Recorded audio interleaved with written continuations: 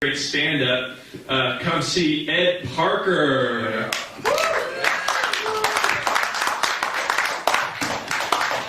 Thank you very much, everybody. I am from Lawrence. This is my first time doing stand-up here. By which I mean Missouri. I'll speak slowly. Slowly. You know, I had someone who tried to tell me about this stuff today about Missouri and Kansas. It was the match. I literally had to say, like, is that what that's basketball, right? I'm not someone who knows anything about sports, so I don't follow that sort of thing. Basically, all I do is, watch TV, play my computer, that kind of thing. I had a friend who sent me one of those tests on the internet, and the test was called "How Will You Die?" And my friend took this test, and it said that he would die of shark attack. And he lives in Kansas. So I said, "Sir, you have found the key to eternal life. Just don't leave the state. Don't visit SeaWorld." And so I took the quiz that was called "How Will You Die?" And it said that I will die of murder. And not only will I die of murder, I will die at the hands of a loved one. Yeah, so that means I'm going to have to take them out first. Nice try, loved ones. Nice try. It's almost Easter, which means that it's, for me, Cadbury egg season. One of the things that I enjoy. I like to go out the day after Easter and buy them on clearance. And this is why I think that every store should have a self-checkout aisle. Because the last thing that I need is to have to force some poor girl to count out like 50 Cadbury eggs while I'm trying to stockpile diabetes. I just want to get all the eggs, go out to my car as quickly as I can so I can deep throat that shit and spit out the foil.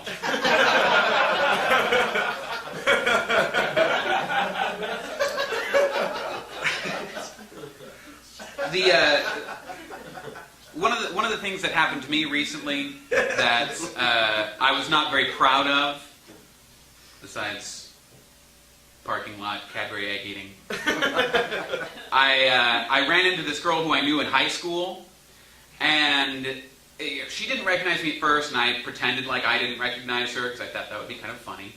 I assumed that once she figured out who I was, that she would be delighted.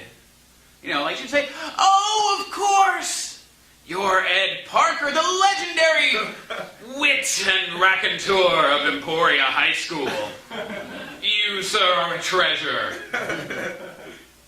What I actually got when she finally remembered who I was what I like to call the world's most painful shrug.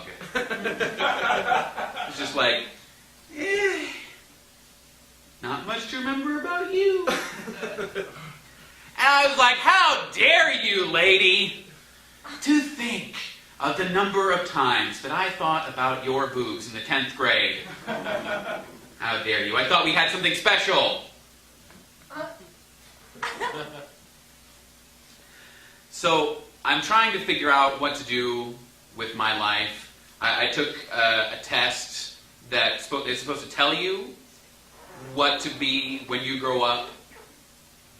And this test said that when I grow up, I should be a pastor. But what this test didn't ask was, are you a Christian? Have you been called by God to spread the word of Jesus Christ? Because I hear it's a great career path. The only thing that I learned from that quiz is that Christians are desperate.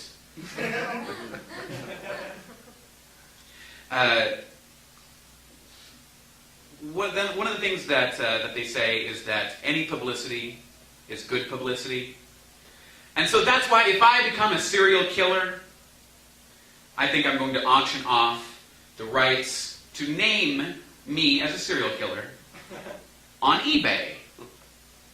And that way, a corporation could buy me and name me, and just imagine the fantastic publicity that your company could have.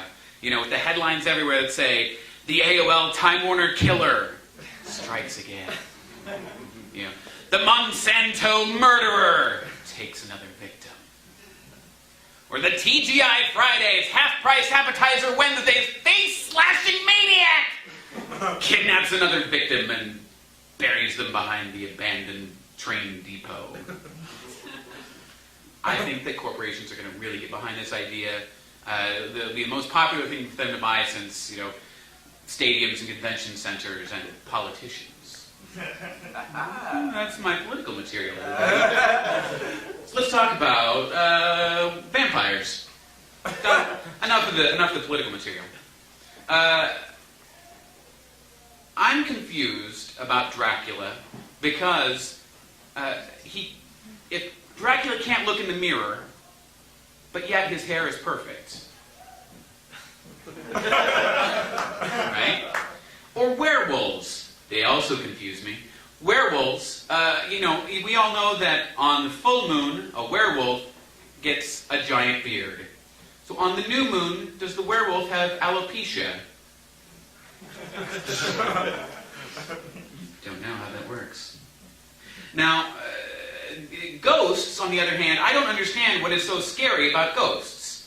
Because you never hear about someone getting killed by a ghost.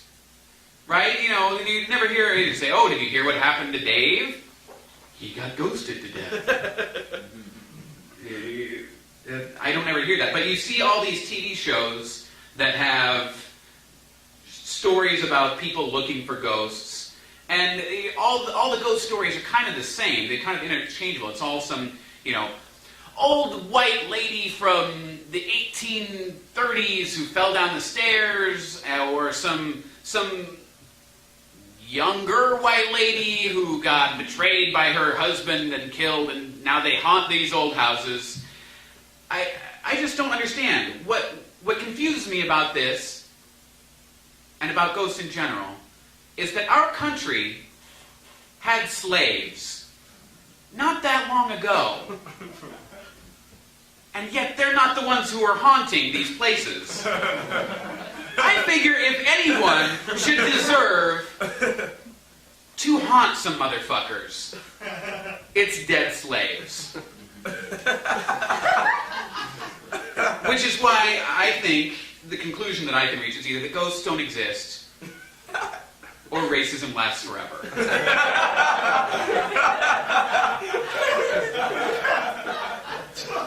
Those are the only two options. My other favorite thing that's on TV, I have a favorite TV commercial, and it features Snoop Dogg. And Snoop Dogg is talking to some children at the beginning of this commercial. And then he bursts into flame. And Snoop Dogg is in hell. And what happens is that there's this lady who gives Snoop Dogg some gum, and she says, "Your mouth is dirty, and that's why you're in hell. Have some gum." And Snoop Dogg eats this gum, and it cleans his mouth. And having sanctified his mouth, Snoop Dogg rises up out of hell.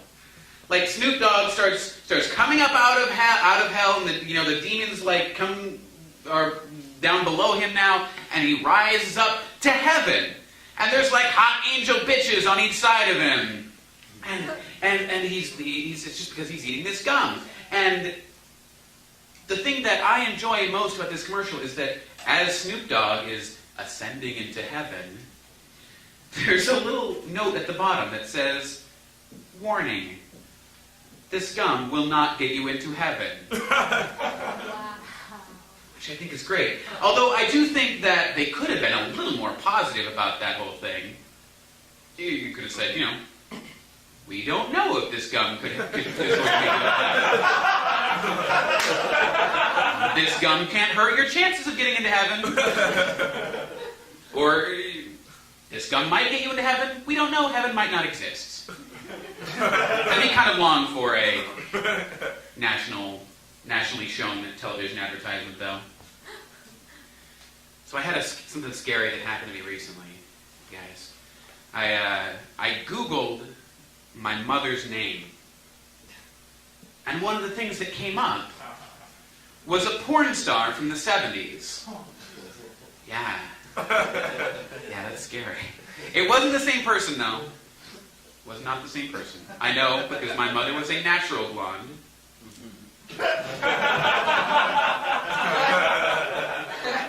But it made me realize that in about 20 years, there's going to be a lot of awkward, like, mother-daughter conversations. Because anything that you do these days, any stupid thing that you do, could be on YouTube, could be just there forever. You know, like, for example, I don't want my kids knowing what a cake fart is. Much less that it was my IRC name.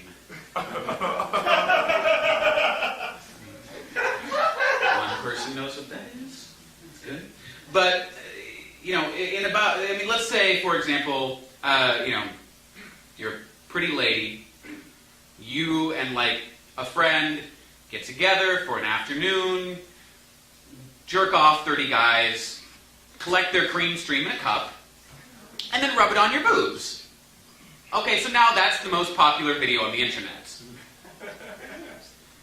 And you have guaranteed that in about 20 years, your daughter's friends are going to find that video and give her the nickname Jizz Bucket Jr.